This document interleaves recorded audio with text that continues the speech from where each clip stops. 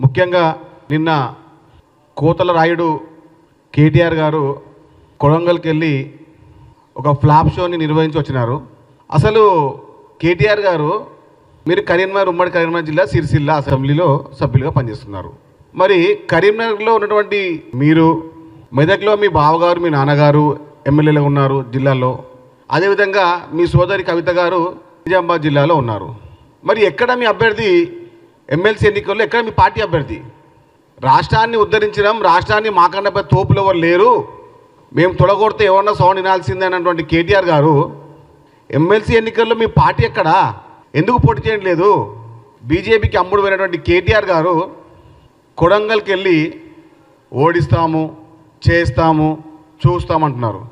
ఈసారి మీకు దమ్ముంటే, మీకు ధైర్యం ఉంటే, మీ డిఎన్ఏలో తెలంగాణ పౌరుషం ఉంటే సిరిసిల్ల అసెంబ్లీకి సంబంధించిన ఎన్నికలకు శాసనసభ్యునిగా మీరు రాజీనామా చేయండి దమ్ముంటే. అప్పుడు చూసుకుందాం సిరిసిల్ల గెలిచేది కాంగ్రెస్ పార్టీయా మీ అనుకున్న టీఆర్ఎస్